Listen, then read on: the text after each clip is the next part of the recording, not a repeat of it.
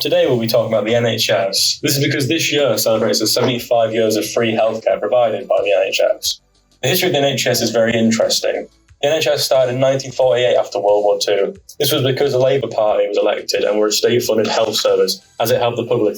In 1956, polio immunisation to help people because the illness was very dangerous with having a 30% mortality rate, so it did save many people.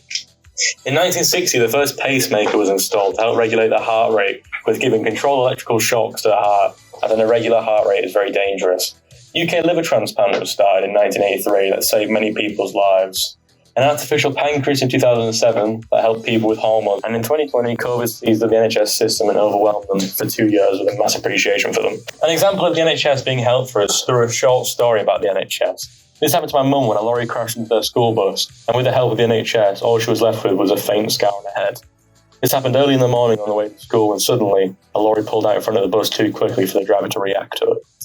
Because it happened so quickly, this could have ended badly. However, due to the efforts of the NHS, there were no fatalities or serious injuries. Now, here are some fun facts about the NHS. They are the biggest employer in the UK with 1.2 million employees and the 5th largest in the world.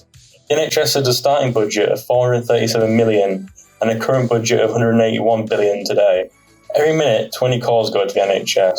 And finally, 23 million people visit a GP every month. So now we know a bit more about the NHS and why most of us need to keep it around and free, as a lot of people rely on it every day. And with that, goodbye.